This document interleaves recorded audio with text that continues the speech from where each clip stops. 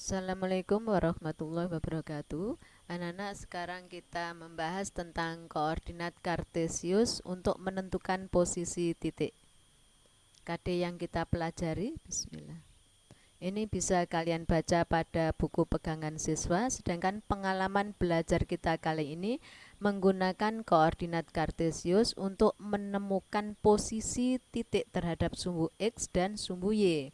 Kemudian yang kedua adalah menemukan posisi titik terhadap titik asal 0,0 dan titik tertentu A, B. Ini bisa berubah-ubah ya. Kita lanjut. Jika kalian melihat denah peta perumahan, kalian akan melihat rumah sudah diatur sedemikian rupa, tampak tertata rapi dan dengan jalan yang bersambung satu dengan lainnya, seperti garis vertikal dan garis horizontal. Tentu semuanya itu mempunyai maksud dan tujuan agar lahan yang ada dapat dimanfaatkan dengan efisien. Kemungkinan semua rumah dapat memiliki akses jalan yang cukup memadai. Jika kalian cermati, peta perumahan tersebut menunjukkan bahwa setiap rumah memiliki posisi yang berbeda-beda terhadap titik tertentu, yang biasanya disebut sistem koordinat. Agar kalian lebih mengerti tentang sistem koordinat tersebut, ayo kita pelajari sistem koordinat dengan baik. Pengertian koordinat. Posisi titik pada koordinat kartesius ditulis dalam pasangan berurut seperti ini: X, Y. X ini menyatakan jarak titik itu dari sumbu Y, sedangkan bilangan Y menyatakan jarak titik itu dari sumbu X. Jadi ini jarak terhadap sumbu Y, ini jarak terhadap sumbu X. Perhatikan contoh. Koordinat titik A adalah 2,4 seperti ini. Jadi ini koordinat A 2,4, ditulis seperti ini: A huruf besar, kemudian kurung buka, ada angkanya, ada koma, kemudian kurung tutup.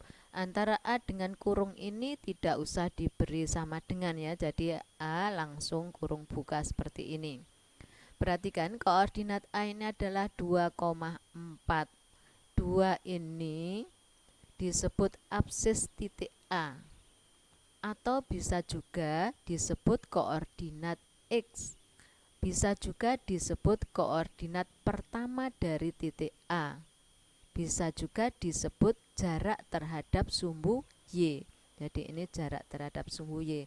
Sedangkan 4 ini bisa disebut koordinat titik A. Maaf, ordinat ya. Jadi 4 ini disebut ordinat titik A. Sedangkan 4 ini juga bisa disebut koordinat Y. Bisa juga disebut koordinat kedua dari titik A. Bisa juga disebut jarak terhadap sumbu X. Jadi yang pertama ini, koordinat yang pertama ini adalah jarak terhadap sumbu Y. Koordinat yang kedua ini adalah jarak terhadap sumbu X. Kita lanjut. Kedudukan titik terhadap sumbu X dan sumbu Y. Perhatikan ini. Titik A ini jarak dari sumbu Y adalah, ini dari sini, 3. Dari sumbu X, jarak dari sumbu X ini 1, 2, 3, 4, 5, 6. Berarti ini adalah 3,6. Kemudian titik B, jarak dari sumbu Y ini 4. Jarak dari sumbu X 4, berarti koordinat B adalah 4,4. Titik C sekarang. Jarak dari sumbu Y ini ada 1, 2, 3, 4, tapi di sebelah kirinya sumbu Y, berarti negatif 4. Kemudian jarak dari sumbu X ini 3, di atas sumbu X berarti positif 3. Maka koordinat C adalah negatif 4,3. Koordinat D sekarang. Jarak dari sumbu Y bisa dilihat dari sini. Ini 6 ya. Tapi di sebelah kirinya sumbu Y berarti negatif 6. Kemudian jarak dari sumbu X ini adalah 5. Di atas sumbu X berarti positif. maka koordinat D adalah negatif 6,5. Kita lanjut. Koordinat E sekarang. Jarak dari sumbu Y bisa dilihat dari sini. Ini negatif 5 ya, di sebelah kirinya Y negatif 5. Kemudian jarak dari sumbu X ini ada 5 juga, tapi di bawah sumbu X berarti negatif. Maka koordinat E adalah negatif 5, negatif 5. F sekarang. Jarak dari sumbu Y 3, tapi di sebelah kirinya berarti negatif 3, di bawah sumbu X ini 3, berarti negatif 3, negatif 3. Titik G. Titik G ini berada di sebelah kanannya sumbu Y.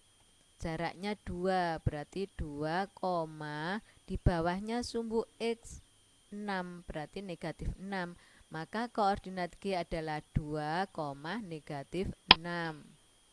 H. H ini jarak dari sumbu Y 6, di kanannya sumbu Y 6 berarti positif 6, di bawahnya sumbu X ini 5. Maka koordinatnya adalah 6, negatif 5. Paham ya anak-anak? Kita lanjut. Posisi titik pada koordinat kartesius ditulis dalam pasangan berurut X, Y. Bilangan X menyatakan jarak titik dari sumbu Y. Dari ini X, jarak dari sumbu Y. Sedangkan bilangan Y menyatakan jarak titik itu dari sumbu X. Sumbu X dan sumbu Y membagi bidang koordinat kartesius menjadi 4 kuadran, yaitu kuadran 1. Kuadran 1 itu koordinat X-nya positif dan koordinat Y-nya positif. Kuadran 2, koordinatnya X itu negatif dan koordinat Y positif. Kuadran 3, koordinat X negatif dan koordinat Y negatif. Kuadran yang keempat, koordinat X-nya positif dan koordinat Y-nya negatif. Perhatikan gambar ini. Titik A dan titik B ini koordinat X-nya positif, Y-nya positif. Jadi ini adalah kuadran 1. Titik yang terletak di kuadran 2 yang mana? Kuadran 2 tadi kan koordinat X-nya negatif, koordinat Y-nya positif. Berarti ini. Kuadran ketiga. Ini kuadran ketiga. Titik E, F. Dan ini adalah kuadran yang keempat, G dan H. Jadi ini daerah ini kuadran pertama, ini kuadran yang kedua, kuadran ketiga, kuadran keempat. Paham ya? Kita lanjut. Contoh, sebutkan koordinat titik E, B, C, K, dan H. Ini tidak diketahui terhadap titik apa, berarti kita menghitungnya dari pusat sumbu. Pusat sumbu itu perpotongan sumbu X dan sumbu Y, yaitu ini 0,0. Lain lagi kalau yang bawah ini terhadap titik D, berarti pusatnya nanti adalah titik D. Kalau ini tidak ada keterangannya, berarti terhadap pusat sumbu, yaitu 0,0. Titik E, perhatikan titik E. Berapa koordinat titik E? Kita lihat dari 0,0 ini. Titik E. Ini ke kanan 2 langkah atau jarak dari sumbu Y 2. Kemudian jarak dari sumbu X ini 4. Berarti 2,4. Titik B. Titik B, perhatikan ini.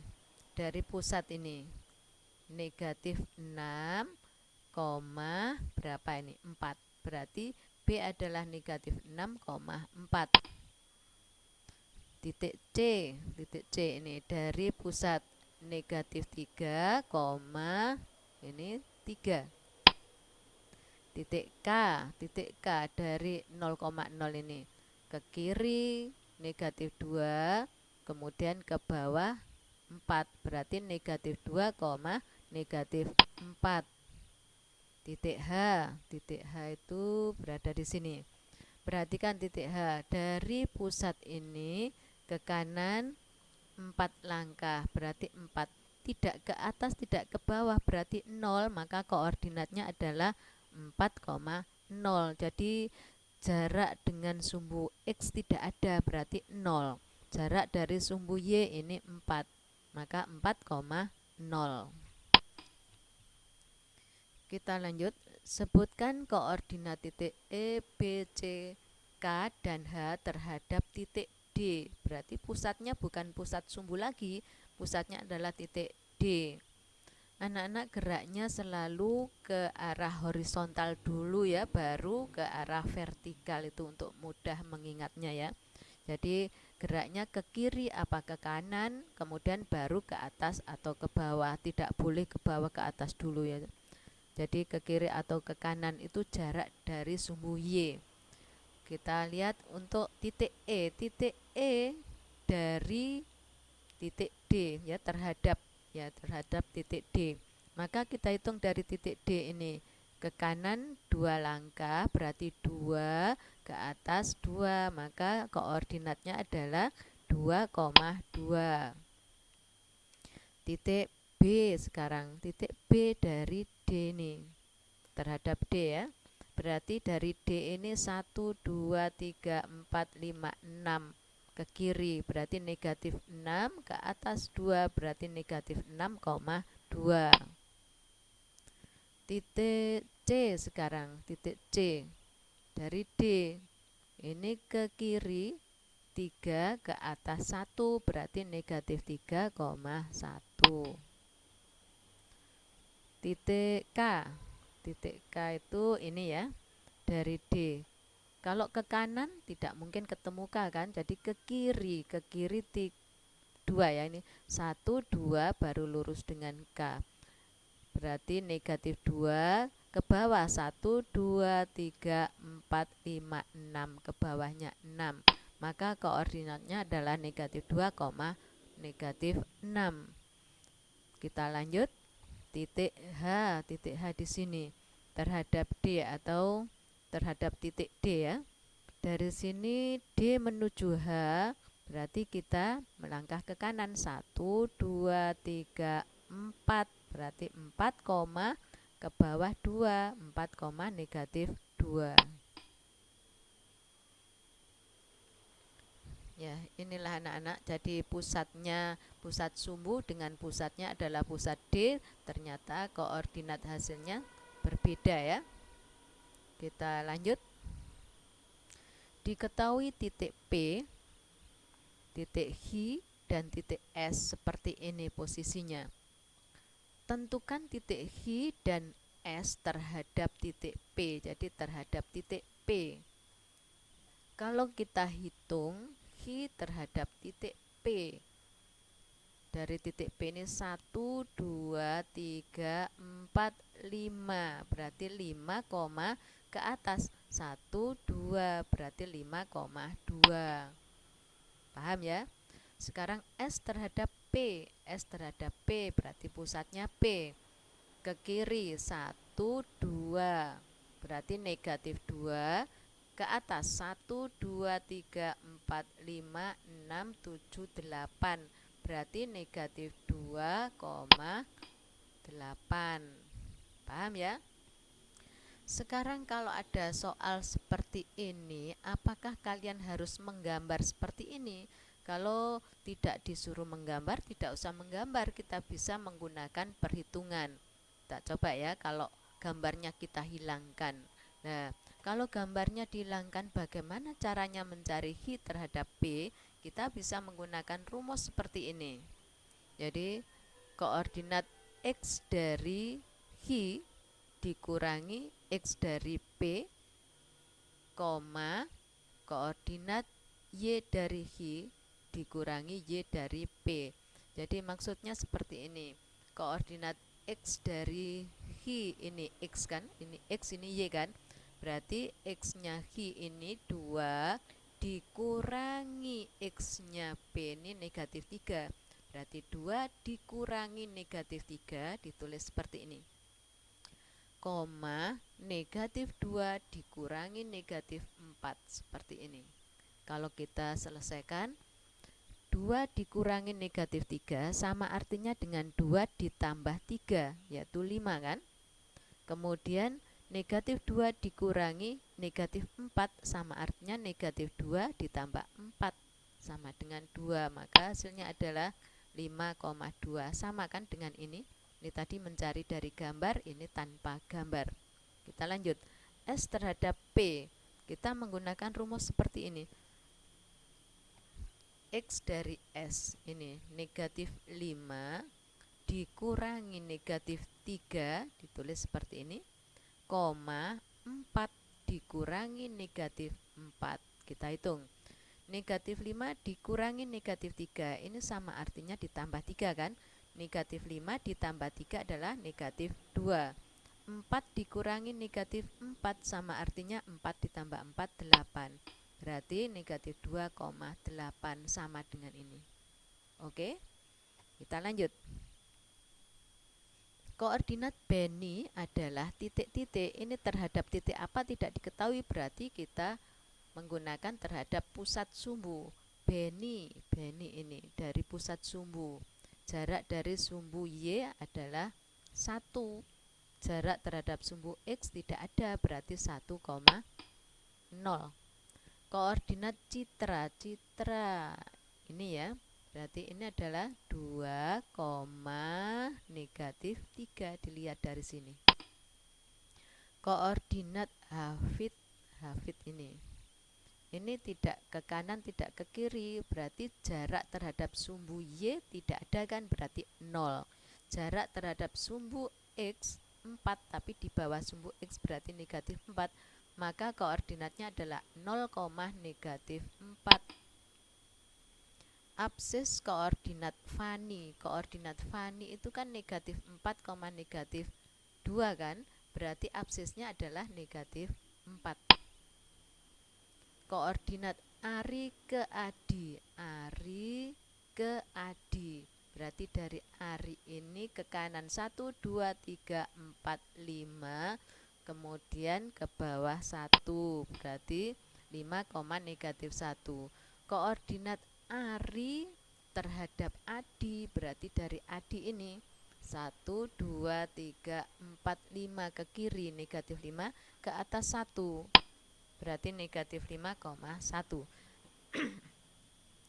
Koordinat Benny terhadap Fanny. Benny terhadap Fanny. Ya, ini berapa ini kalau kita hitung? 1, 2, 3, 4, 5, 2.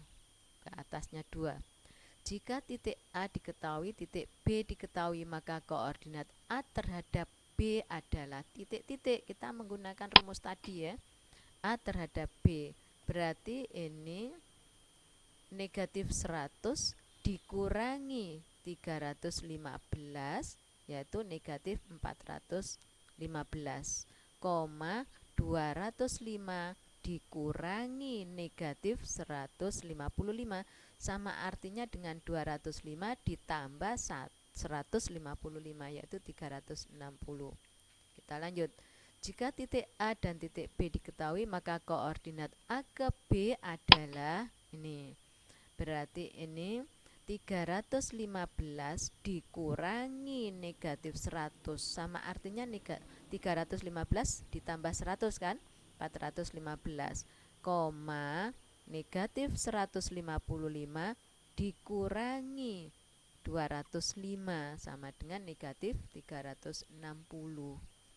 Yang terakhir, jika titik P 5,2, maka jarak P terhadap sumbu X adalah titik-titik. Ini adalah jarak terhadap sumbu Y. Ini jarak terhadap sumbu X. Berarti jarak terhadap sumbu X adalah 2. Paham ya anak-anak? Ini ada tugas, segera dikerjakan. Saya kira sudah cukup jelas semuanya. Terima kasih atas perhatian kalian. Saya harapkan kalian tetap jaga kesehatan dan tetap semangat. Wassalamualaikum warahmatullahi wabarakatuh.